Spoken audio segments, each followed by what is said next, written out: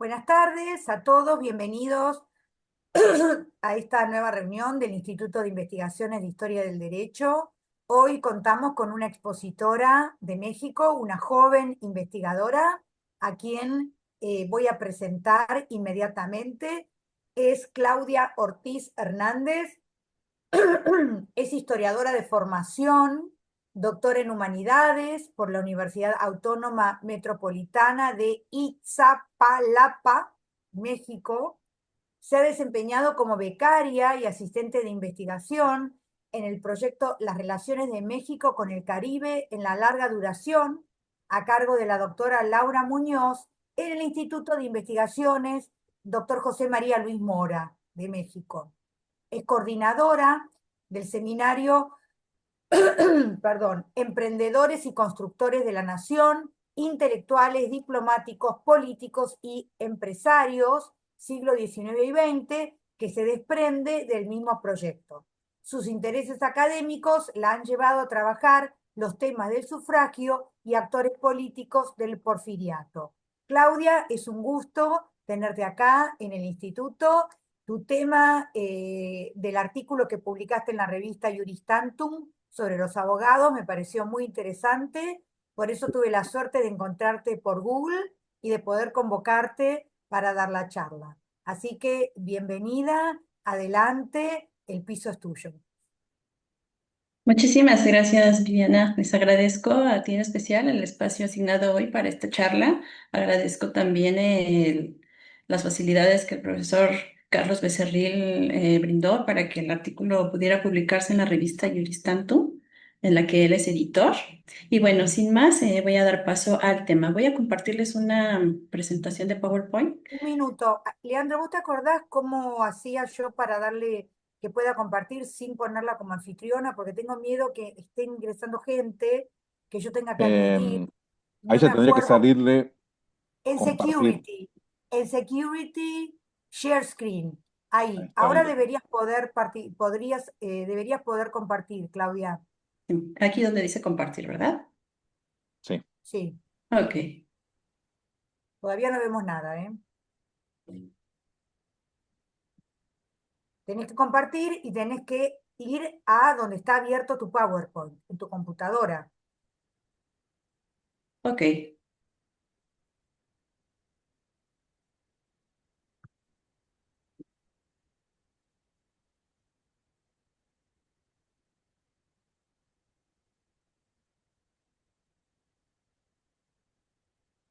¿No podés? No, a ver. Primero tenés que abrir el PowerPoint. ¿Lo tenés Sí, abierto? sí, lo tengo abierto. Después tenés que ir abajo a compartir pantalla y tenés que... Ahí está. Ahí está, ahí está, ahí está Aquí empezando a estamos. cargarse. Ok, ustedes me dicen si Todavía no pueden. aparece, todavía no aparece, ¿eh? Está Debes muy tener, lento. sí, problemas de conexión. Sí, el internet está demasiado inestable. Si no, ahí está, perfecto, Bien. adelante. Ok, bueno, como les comentaba al inicio, este texto fue publicado en la revista Juris Tantum en el número anterior, o sea que es de reciente aparición, apenas hace algunos meses, y se titula La abogacía en la Ciudad de México a finales del siglo XIX, entre la tradición y la modernidad. El objetivo de este artículo es analizar el caso de los licenciados Manuel Calero y Sierra y Jorge Vera Estañol, quienes establecieron un despacho en conjunto en la Ciudad de México durante los últimos años del Porfiriato. Y a través de este estudio de caso, bueno, pude observar y analizar los cambios y transformaciones que surge en la profesión de abogado, sobre todo en la última década del siglo XIX. Esta cuestión del abogado moderno es empleado por primera vez por Gabino Barreda a raíz de un debate que surgió en la prensa entre él y los diputados Manuel Dublán, Napoleón Saborio y Guillermo Prieto, quienes estaban proponiendo cambios a la Ley Orgánica de Instrucción Pública de 1872. Yo he identificado que este término de abogado moderno fue empleado por primera vez por Gabino Barreda y él hace una definición en contraposición al abogado tradicional. Aquí en este cuadro explico, más bien resumo un poco el concepto que tenía Barreda sobre el abogado tradicional y lo que él estaba proponiendo en que tendría que transformarse la profesión a partir de los cambios que son introducidos en la Ley Orgánica de Instrucción Pública. Barreda dice que el abogado tradicional pues es un jurisconsulto que siempre va a estar metido en su estudio, únicamente escribiendo documentos, respondiendo a réplicas o súplicas y siempre muy, muy apegado a lo que las leyes dictaban. No querían ni podían transgredir lo que ya estaba funcionando. Muy pocos se involucraban en los negocios y con sus clientes y por lo general no asistían a los juzgados. El abogado moderno, por el contrario, ya debería de convertirse en un miembro activo de los procesos. Ellos ya tendrían que ser consejeros de los capitalistas o de los inversores que estaban participando ya en México. El objetivo principal del abogado moderno, a diferencia del abogado tradicional, era evitar las complicaciones en los negocios, agilizar los trámites y que los negocios salieran siempre a favor de los clientes y sobre todo del Estado mexicano. Eh, Iban a estar muy comprometidos con los inversionistas, con los capitales, que eran los que iban a traer las industrias y la inversión a México. ¿Y por qué la importancia para este nuevo papel del abogado en esta sociedad? Bueno, yo encuentro que elaborando el contexto en el que se van a desarrollar estos cambios, México en el último cuarto del siglo XIX está experimentando grandes transformaciones aceleradas. Una vez alcanzada la estabilidad política, y sobre todo con el inicio del proyecto liberal encabezado por Benito Juárez y que después fue retomado y continuado por Porfirio Díaz, una vez que se alcanza la paz porfiriana, en el que ya hay una cierta estabilidad económica, política y en cierta manera social, el principal objetivo del Estado es atraer las inversiones a México. ¿Por qué? Porque era necesario que el Estado tuviera este impulso, tuviera esta participación. Sin la inversión económica era muy difícil lograr la estabilidad política.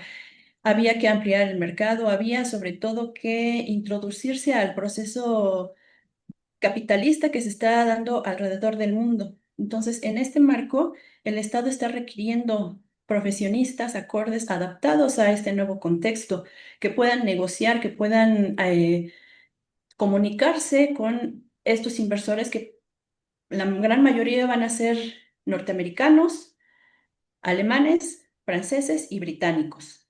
Entonces, esto, sumado a que desde el proceso de independencia en México se está formando una clase política capaz de dirigir y llevar al Estado independiente por un nuevo camino que se ha planteado.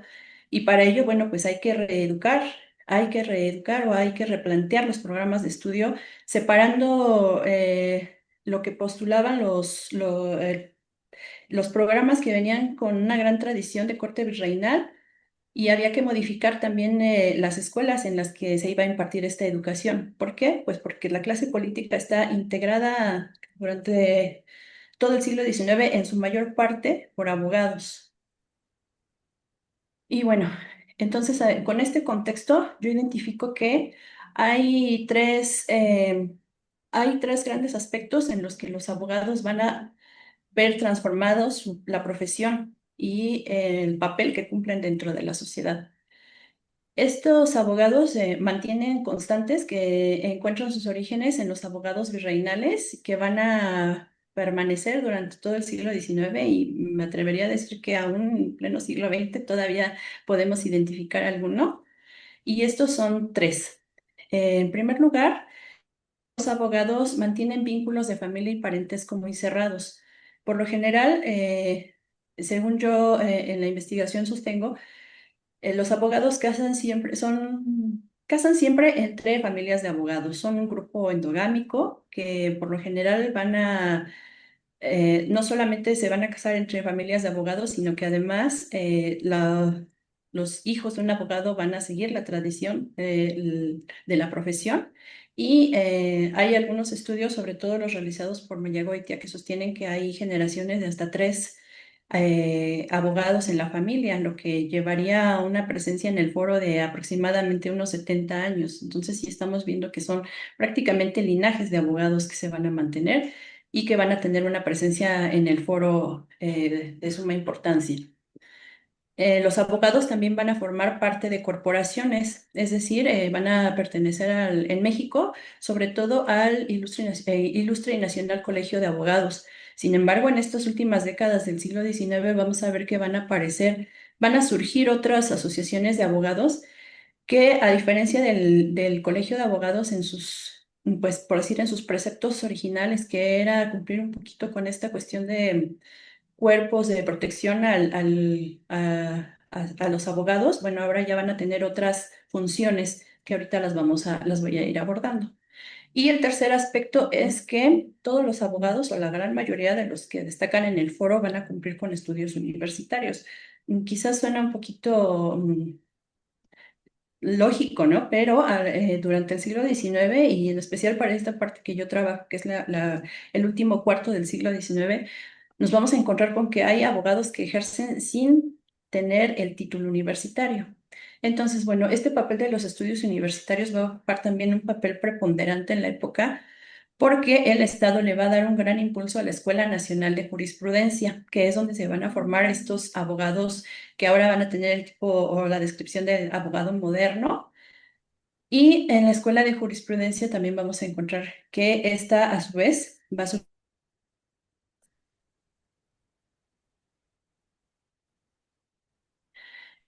como les comentaba, la de mayor tradición pues era el Ilustre Colegio de Abogados, que después a lo largo del siglo va a adquirir el mote de Ilustre y Nacional.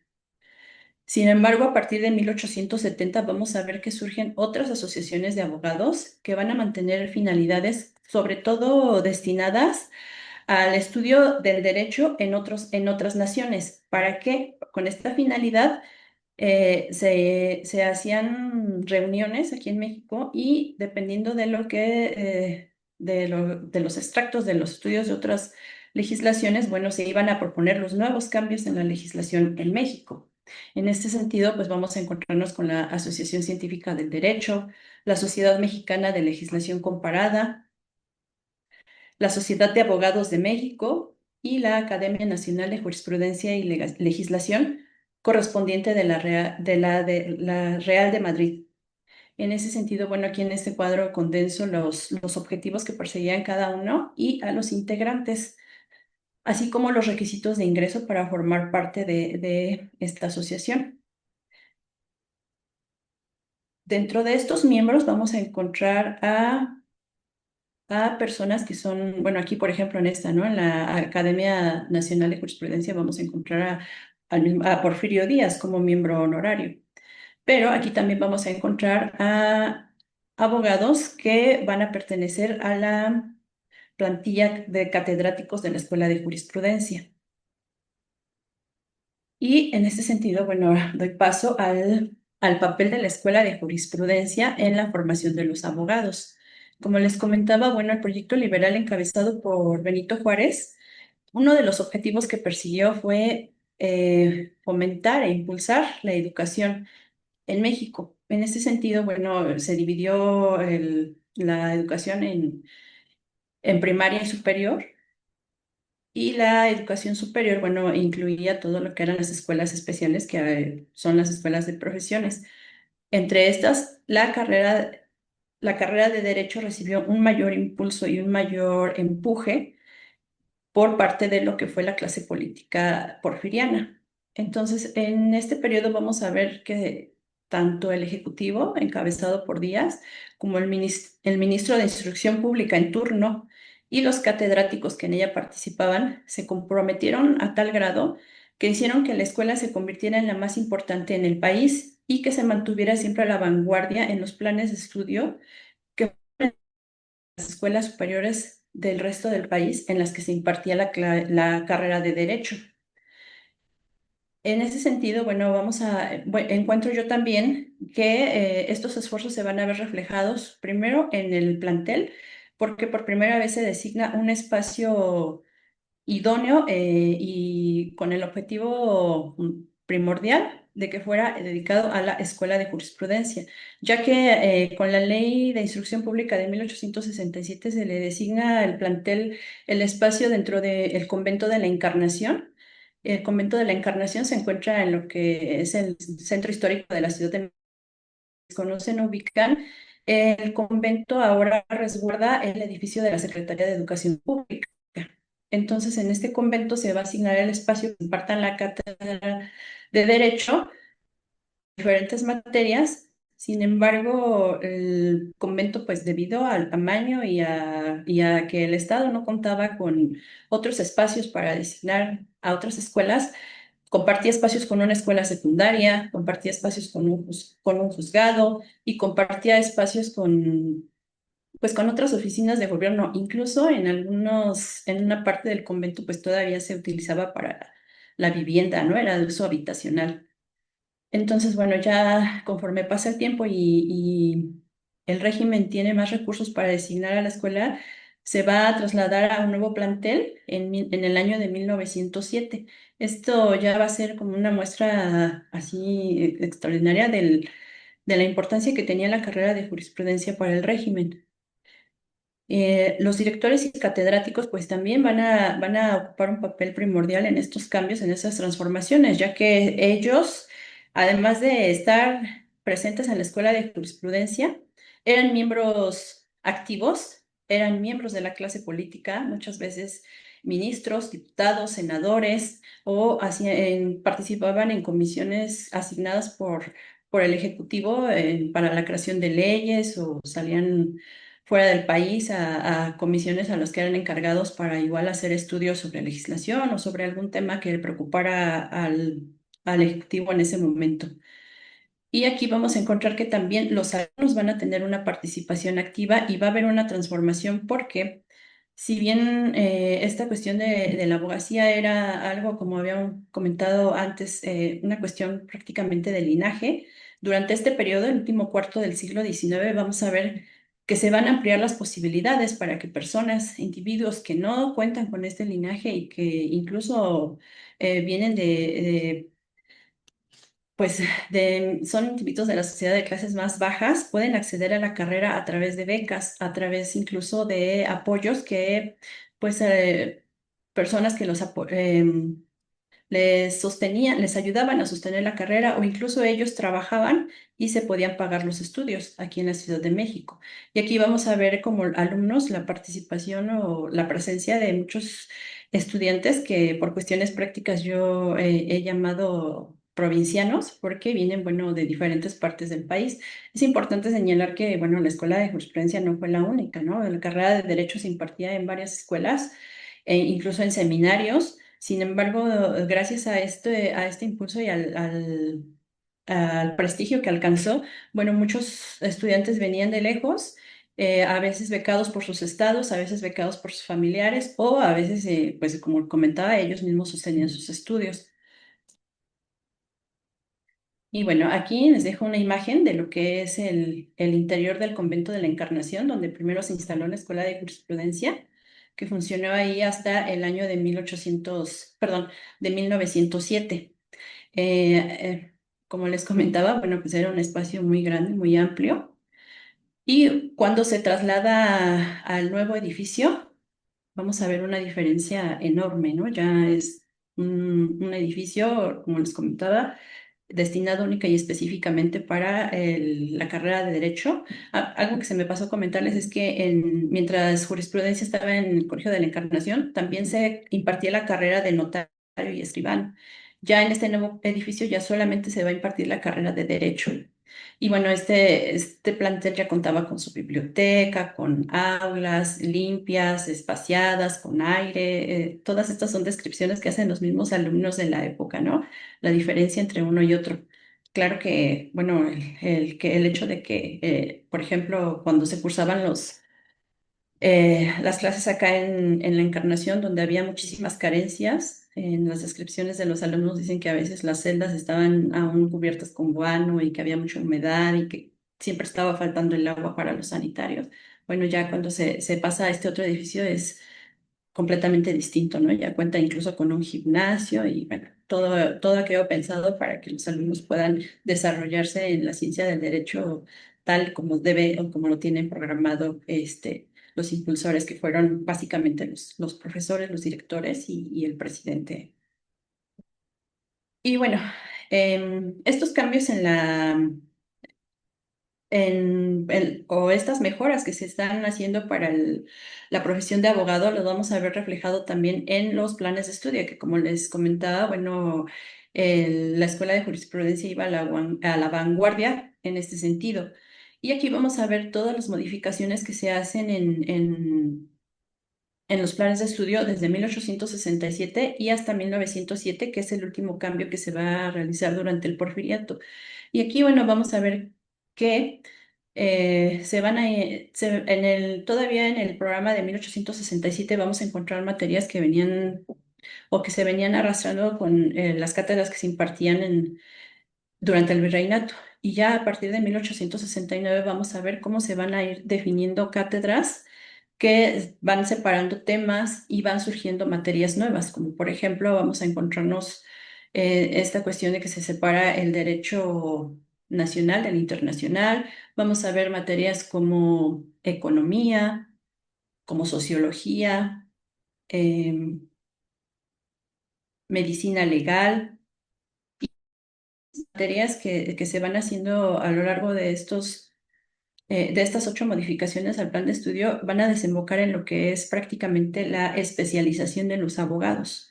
Vamos a ver cómo surge esta cuestión del derecho mercantil, que va a estar íntimamente relacionada con los cambios a los que México debe adaptarse en el comercio internacional. Vamos a ver también la diferenciación entre el derecho civil y el penal. La carrera se cursaba en 6 años y con la última modificación al plan de estudios se va a cursar en 5. Y bueno, aquí muestro las materias que se van, que voy un poquito rápido, pero bueno, para que tengan así como un panorama. Las materias que se impartían a lo largo de la carrera. Y bueno, aquí también señala que como parte de los requisitos de titulación, los abogados tenían que hacer sus prácticas en, en el despacho de un abogado reconocido, así como en los juzgados civil y penal. Era parte de los requisitos para la titulación. Bueno, aquí en el 6.º año, bueno, ya vemos que para la última modificación del plan de estudios, pues ya no hay materias, ya todo se imparte en 5 años. Y como les comento, los alumnos deben cursarla en 6 años. Sin embargo, bueno, igual aquí ya entrando un poquito en las dinámicas de la escuela y de los alumnos, yo voy viendo que hay alumnos que recortan el tiempo de estudios de 6 a 5 años, porque pues muchos de ellos, como les comentaba al inicio, no tienen estos recursos para alargar tanto tiempo la carrera. Claro, como había quienes terminaban en 5 años, como había quienes se extendían un poquito más.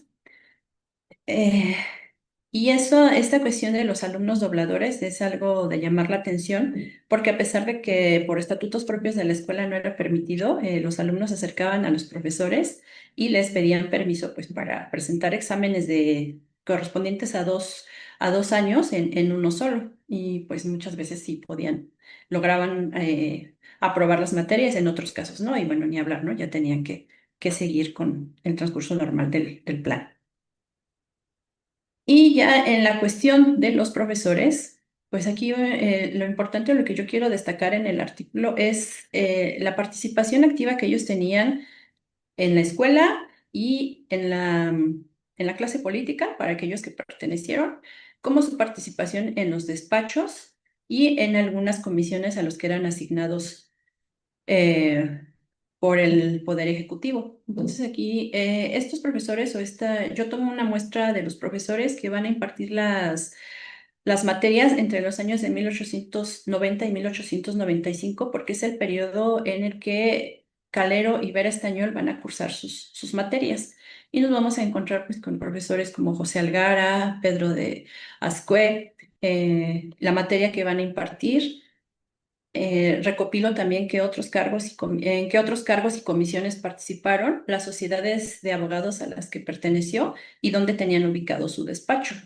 Entonces, bueno, con esta plantilla de profesores vamos a ver que pues tiene todo el sentido que los a la vanguardia, bueno, los planes de estudios y después los alumnos vayan a la vanguardia en los cursos de derecho conforme va avanzando los años y la legislación se tiene que ir actualizando, se tiene que ir modificando.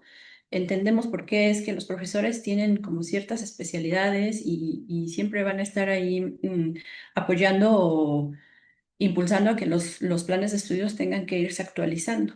Aquí, por ejemplo, vemos a Ignacio Durán, a Víctor Manuel Castillo, y vamos a ver cómo van a ocupar cargos desde diputados, senadores, ministros, jueces de primera, segunda instancia y otros cargos, ¿no? Por ejemplo, aquí Víctor Manuel Castillo, pues fue director de instrucción pública en Chiapas, a la vez que mantenía su cargo de catedrático en jurisprudencia.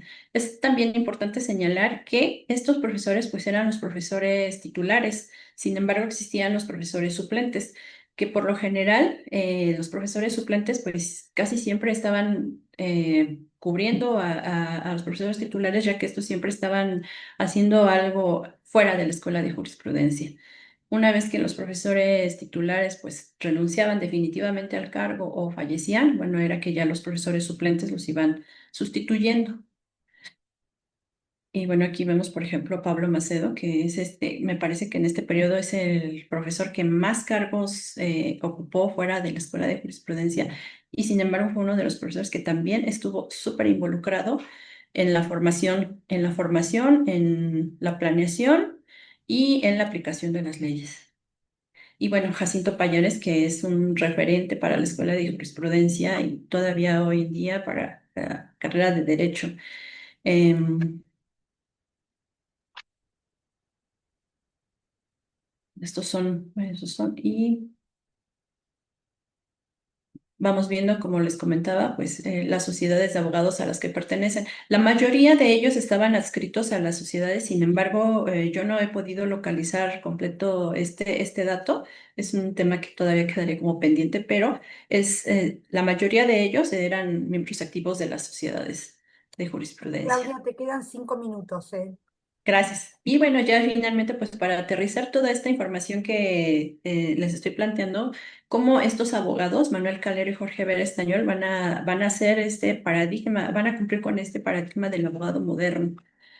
Ambos estudian en la carrera de jurisprudencia con un año, ingresan con un año de diferencia y además, bueno, Manuel Calero sí cumple con este perfil del abogado tradicional. Él viene de una familia, linaje de abogados, es sobrino de don Justo Sierra Méndez y casa con una hija de don Justo, después enviuda y se vuelve a casar, pero ahora con la hermana de un socio del despacho.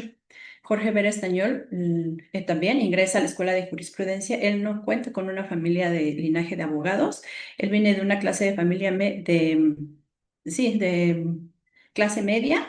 El papá es tipógrafo y bueno, él a raíz de su desempeño, de su talento, pues va a alcanzar a sobresalir en esta carrera. Em, Se dice que ya hacia 1910 se dice que en el despacho Calera Vero Estañol, Manuel Calero era el que llevaba las relaciones y Jorge Vera Estañol era el del talento, ¿no? Sin embargo, bueno, ya adentrándonos un poquito en el tema, vemos que ambos abogados se abonaron cada uno por su cuenta al éxito de este despacho, que ya para los primeros años del siglo XX ya es un despacho reconocido en la Ciudad de México. Y bueno, aquí vamos a ver, bueno, aquí nada más para finalizar, el membrete del despacho y para ejemplificar cómo se va transformando. En los inicios del despacho se llamaba licenciado, el despacho era conocido como licenciado Manuel Calera y Sierra. Y ya después, 2 o 3 años, va a adquirir el mote de Calero y Vera Estañol y nada más van a participar ellos. Ya para 1905 vamos a ver que es un despacho ampliado, ha cambiado la dirección y vamos a ver la participación de otros socios a quienes son parte del despacho, que el mismo Calero dice que pues todos son, perdón, todos son abogados independientes, pero que son reconocidos como parte de este bufete. Y bueno, esto sería todo por mi parte. Les agradezco. Bueno, muchísimas gracias. Muchísimas gracias. Ahora, si querés, podés dejar de compartir. Como se está terminando el tiempo, vamos a salir y volver a entrar. Espero que con el mismo link, porque este es un link nuevo que yo lo armé el otro día y no me daba la opción de varias sesiones. Así que si veo que no existe el link, vamos a armar rápidamente un link y se lo vamos a mandar a todos los inscriptos, ¿eh? Así que roguemos que podamos entrar con el mismo link. Nos vemos en unos minutos. Todavía no veo. Ahí está. Bueno, Ok. continuamos con la segunda parte de esta charla de la doctora Claudia Ortiz. No la encontramos, está teniendo dificultades para volver a conectarse. Mientras tanto, los presentes seguramente tienen comentarios y preguntas para hacer. Así que, Carlos, adelante, por favor, ¿podés repetir lo que estabas diciendo off the record, que es muy valioso? Sí, claro, Viviana. Pues estamos comentando que la tesis de Claudia, esta es su tesis doctoral que hizo aquí, bueno, en la Ciudad de México, trata un tema bien interesante que son estos abogados que estudiaban. O sea, generalmente uno piensa que Manuel Calero, y Jorge Vera y Estañol, pues son personajes del momento y pocas veces nos detenemos a comprender, ahí está Claudia, que ellos estudiaban, que iban a la escuela, que además están en un tránsito y ahí, ojalá Claudia nos pueda ahondar, este tránsito del abogado virreinal. Y además, cuando María del Refugio González en sus textos dice, estamos en un tránsito del viejo derecho novohispano, que no se abole de una tajada, sino que poco a poco vamos sustituyendo la legislación virreinal por una patria, pues también los abogados tienen que participar de ese proceso de sustitución como estudiando. Entonces van a la escuela, como nos mostraba Claudia, tienen planes de estudio, de pronto se pone bien de moda estudiar derecho mercantil. ¿Por qué? Porque las transacciones económicas son lo que da vida al capitalismo liberal de la segunda mitad del siglo XIX y como lo han estudiado los historiadores de la economía, bueno, una de las grandes cosas que permite el crecimiento económico no es que un país tenga grandes fuentes naturales o recursos naturales, pues si no serían ricos países que no quiero mencionar, pero dice, no, las transacciones mercantiles son las que hacen que un país crezca más que otro y el derecho funge con esta misión de certidumbre jurídica por medio de los contratos mercantiles. No me sorprende entonces lo que Claudia va diciendo en su tesis, o sea, estos señores se van especializando en derecho mercantil. Y bien interesante, y con eso dejo para que le sigan preguntando a Claudia, es bien interesante que el único código que todavía en México viene desde el Porfiriato, se expidió en 1889 y lo aplicamos con todo y nuestro gobierno de izquierda que odia al Porfiriato, es el Código de Comercio. Todavía se sigue aplicando en México, todavía ese, y así dice el código. Tú lo abres y dice, Porfirio Díaz a los habitantes hace saber. Y tú dices, estamos en 2025, sigo con un código de Porfirio Díaz. Sí, pues porque servía. Claudia, gracias por conectarse. Gracias por Gracias, estar. Claudia, gracias gracias, Carlos, por el comentario. No sé, Claudia, si querés agregar algo, yo tengo también algunas preguntas y abrimos este espacio justamente para comentarios y preguntas. Muchas gracias por la espera y por problemas técnicos aquí, pero no, vamos a pasar directamente a los comentarios y preguntas. Podés hablar un poquitito más fuerte porque no se te escucha, ¿eh? A ver, Ahí, así ahí, me ahí, sí, ahí sí. Bueno, a mí también me llamó muchísimo la escuchan mejor. atención, me llamó Ok. muchísimo la atención. Sí, vamos a pasar directo al. Ok, me llamó mucho la atención lo avanzado de lo que cuenta Claudia del ejercicio profesional. Y me gustaría saber ese concepto de abogado moderno, ¿quién lo acuña? ¿De dónde sale ese concepto de abogado moderno? Si me puedes contestar, Claudia. Claro que sí. El concepto de abogado moderno lo retomó de Gabino Barreda. Gabino Barreda es quien por primera vez, bueno, yo estuve haciendo mis búsquedas en prensa y en fuentes y lo encontré empleado por Gabino Barreda, como les comentaba, en 1872, a raíz de un debate sobre las modificaciones en la ley de instrucción. Esta ley de instrucción planteaba, bueno, que había que postulaba que las escuelas contaban con cierto plan de estudios. Sin embargo, los los planes de estudio, sobre todo en lo relacionado a la Escuela Nacional Preparatoria, porque decían que, bueno, pues el currículum de la escuela preparatoria era tan amplio que no tenía sentido que aquellos que se dirigieran a la carrera de Derecho, por ejemplo, pues tomaran materias como astronomía, física, geografía, etcétera. Entonces, Barreda va a defender esta postura porque él es uno de los impulsores de esta primera ley y va a defender que, bueno, pues se necesitan profesionistas. No nada más él se centra en los abogados. Él dice, no, pues que se necesitan médicos, se necesitan agrónomos, se necesitan veterinarios. Y por eso van a surgir estas escuelas superiores, que en ese periodo pues va a ser la de medicina, las de mayor prestigio va a ser la de medicina, la de agrónomos, la de derecho. Pero él va a poner énfasis y va a traer agua para su molino, pues él como abogado de formación va a decir, bueno, pues es que los abogados en este momento están requiriendo de esta formación porque recordemos que son ellos quienes conforman a la clase política, quienes se van como diplomáticos, quienes son los encargados de negocios. Entonces, él es el que hace esta definición y lo podemos encontrar en la revista Positiva. En la revista Positiva, no en el año original. Pablo Macedo hace una reedición en el año de 1903 y ahí vamos a encontrar esta definición del abogado moderno, que cabe mencionar, Macedo va a ser uno de los discípulos de Barreda y es quien va a llevar es quien va a llevar a plasmar esta definición del abogado moderno y a formar a estos profesionistas, él como director de la Escuela de Jurisprudencia ya para 1900. Muy bien, muy interesante lo que comentás y realmente eran muy modernos, porque pensar que en las últimas décadas del siglo XIX ya se hablaba, aparentemente por lo que vos pusiste en el cuadro, del rol del abogado como mediador, de la conciliación, de la práctica profesional. Entre nosotros, en la Universidad de Buenos Aires, hubo que esperar hasta bien entrado el siglo XX para que se empezara a enseñar cuestiones relacionadas con la práctica profesional en la universidad. Así que realmente me sorprende lo avanzado y me sorprende mucho también la aceptación de la necesidad del estudio del derecho comparado, que en aquella época se llamaba legislación comparada.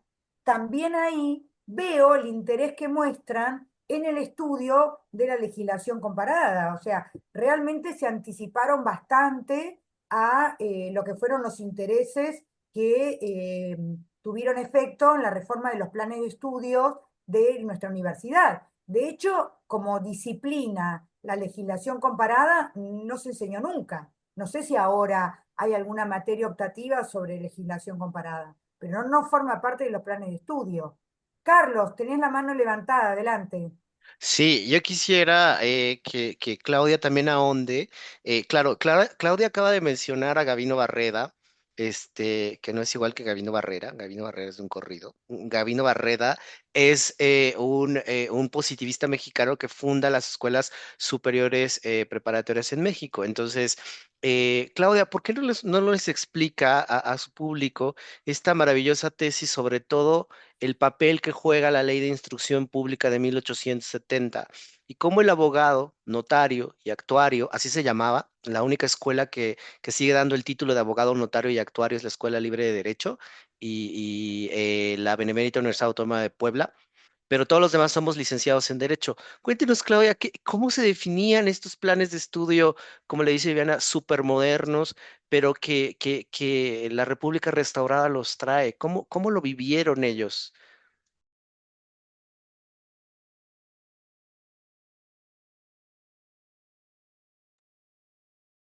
Me parece que se quedó congelada, Claudia. Claudia, ¿nos estás escuchando? Se desconectó, Sí, no, pero debe ser que está tratando de volver a entrar. aquí, Mira, aquí la vemos, sí, aquí está, aquí está. sí, está de vuelta, a ver. Se quedó como Elsa, Frozen. Sí, no, pero ahora ya no la Yo tenía una veo. pregunta, Viviana, Bueno, pero tenemos que esperar que para vuelva a ella, entrar, Claudia. para Ahí Carlos, está, para vos. espera un minutito, pero espera un Mm. minutito que aparentemente Claudia está en alguna parte, ¿eh?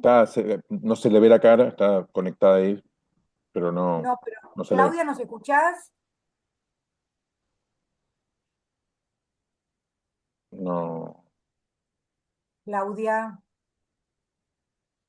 No, Espérale a... Sí, Pareciera bueno, que está ahí, pero sin sonido y si tu sin, pregunta, sin si audio. tu pregunta es para Carlos o para mí, hacela Está mientras abierta, tanto. es para saber si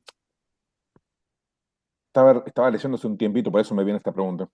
Un libro del doctor Víctor Tau, que se llama El taller del jurista, que hace toda una arqueología sobre un jurista a través de la investigación y la recolección de los papeles de un jurista, pero un jurista que hace derecho indiano, Benito de la Mata Linares. A través de Benito, eso él hace toda fiscal, una arqueología sobre el fiscal de la Audiencia de Buenos Aires, Benito de fiscal de la la Provincia Mata de Buenos Linares. Aires. Ahora, para estos abogados modernos, ¿hay trabajo de este tipo? ¿Alguien que se haya metido a la biblioteca, al estudio de algún abogado importante y haya hecho ese trabajo tipo de arqueología para decir, ah, él leía y armaba con estos libros, armaba con aquellos libros, defendía tales ideas desde con estas fuentes, o solamente Te hay voy a hacer una para divulgar el aclaración. diario? Yo te hago una aclaración sobre Benito de la Mata Linares porque es lo que conozco y sobre el otro te lo va a poder contestar Carlos o Claudia. El trabajo de Benito de la Mata Linares se hizo sobre las vistas fiscales de Benito de la Mata Linares porque están ujú. disponibles. Entonces, no era un abogado, era un funcionario, era un fiscal de la audiencia, famoso por lo poco trabajador que era, si mal no recuerdo. Entonces, ese trabajo se hizo sobre las vistas fiscales. Ahora, dejo la respuesta ahora a Carlos. Sí, bueno, sí tenemos algunos. Quizá la gran virtud del trabajo de Claudia es que se pone a hacer algo que pocas veces ha hecho en la historia del derecho, pero que los historiadores, digamos, comunes y corrientes hacen todo el tiempo, el contexto social de los agentes históricos que ellos estudian. Entonces, los estudios clásicos que tenemos de abogados, Jaime El Arenal, en la revista de la Escuela Libre de Derecho, tiene algunos textos de abogados. El caso de Alejandro Mayagoitia, que también acaba de publicar un libro bien interesante de los expedientes que tienen en el Ilustre y Nacional Colegio de Abogados, que ahora yo tengo la fortuna de ocupar el cargo que tenía Alejandro, yo soy el coordinador de Historia del Derecho allá.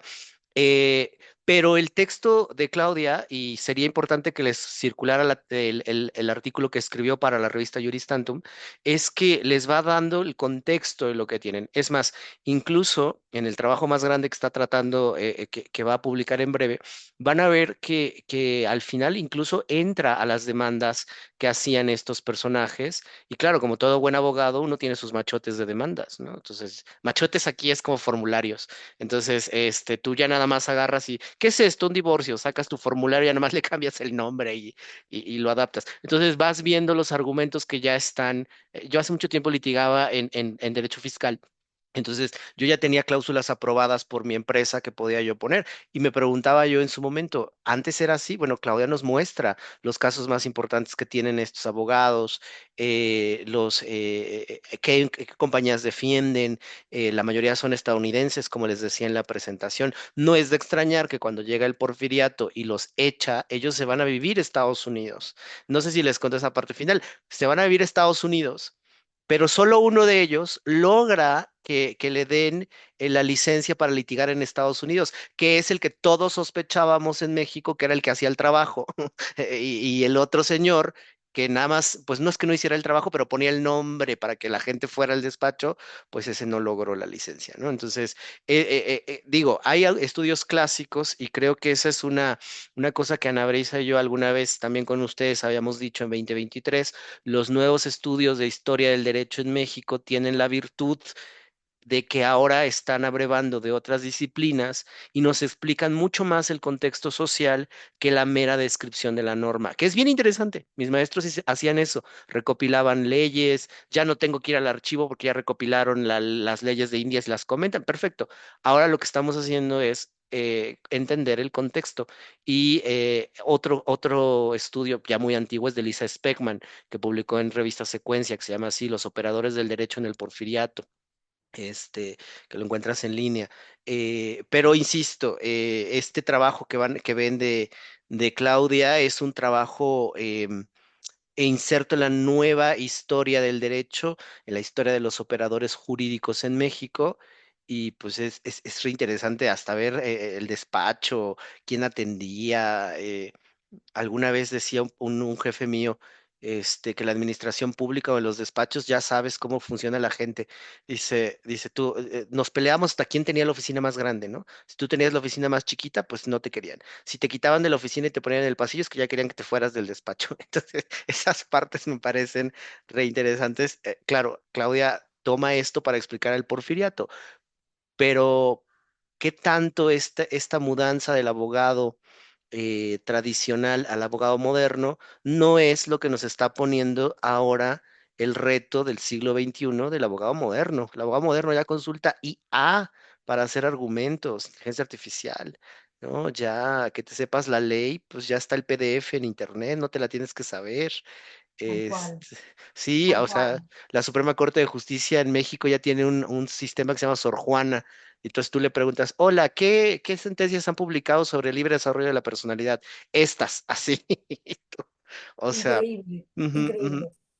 Em, Me parece que el trabajo de Mayagoitia, ¿de qué siglos abarca este nuevo que estás mencionando? 19 y principios de 20 está disponible en investigaciones jurídicas de la UNAM, así le buscan, y lo pueden descargar gratuitamente. Perfecto. Bueno, muchísimas gracias.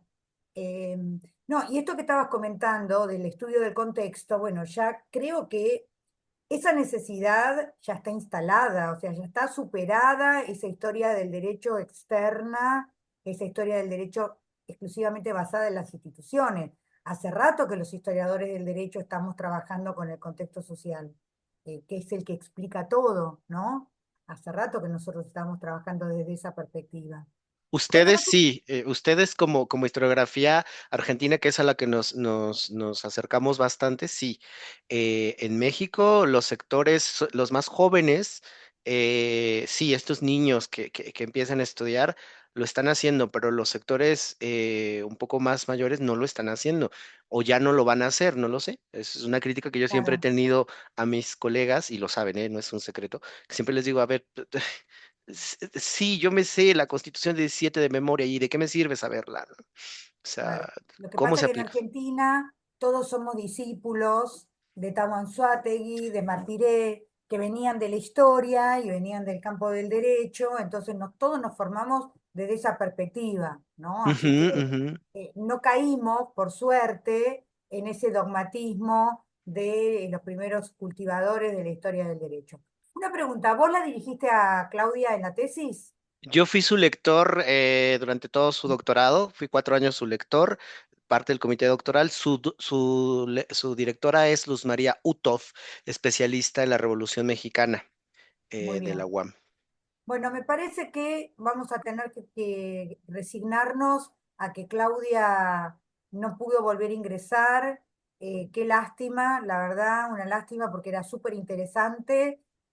Carlos, te pido que si tienen un flyer en formato JPG sobre el Congreso, me lo mandes, así lo subo al canal de YouTube. Todo lo que me puedas mandar, pero con formato JPG para que yo lo pueda subir a Facebook y a las redes, me lo subís y nosotros lo circulamos. Claro, ahorita ya vamos a mandar a hacer ya toda la publicidad porque ya quedó todo confirmado.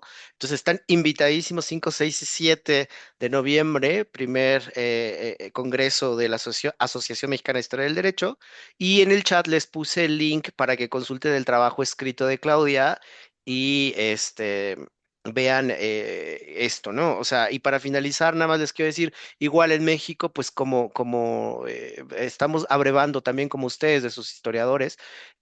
Ahora publicamos un dossier reciente que es Derecho Procesal y Fiscalidad en México, donde Ernest Sánchez Antiro nos dijo, pues ya basta de las normas, y nos fuimos a ver los expedientes, ¿no? Los expedientes fiscales desde Virreinato hasta el siglo XX, y pues bueno, nos encontramos, como diría Ernest Sánchez, o como yo les digo, una cosa es lo que la ley diga y otra cosa es lo que el expediente ante el tribunal dice, y es totalmente, no Tal totalmente cual, distinto, pero es matizado, ¿no? tal cual. Mi tesis doctoral fue sobre los expedientes judiciales por motivos de familia en el Virreinato de Río de la Plata en el siglo XVIII y XIX. y yo sistematicé los deberes y derechos conyugales a la luz de los expedientes judiciales. Entonces, a pesar de que la legislación no consagraba un listado de deberes y derechos conyugales, a través de la praxis judicial se deduce que efectivamente en el Virreinato del Río de la Plata existían los deberes y derechos conyugales, nada más que no estaban consagrados todos en la legislación, sino que surgían de los expedientes y de la doctrina de los autores. Así que concuerdo absolutamente con lo que estás planteando. Bueno, muchísimas gracias. Bueno, le voy a mandar un correo electrónico a Claudia ahí la veo, Ivonne González de Colombia. Gracias por estar. Está Muchas Leopoldo gracias. Valencia de México. Gracias. Muchas Sí. gracias. De paso, Gracias. Carlos, le hacemos propaganda a la revista Juristantum, de la que Carlos es el director y yo estoy en el comité editorial. Bueno, sacamos muchas cosas de esta reunión, además de la exposición de Claudia. Excelente. La propaganda al Congreso, la revista Juristantum. Bueno, Propagamos todo, somos neoliberales, entonces de eso se esparcimos trata. todo. Para eso estamos, ¿no es cierto? Para Así que eso bueno, estamos. muchísimas gracias a todos, muchísimas gracias a los presentes y bueno, nos estamos viendo la semana que viene en nuestra próxima reunión. Muchísimas gracias a todos, que les vaya muy bien. Hasta pronto. Dios. Chao, Adiós. Dios. chao.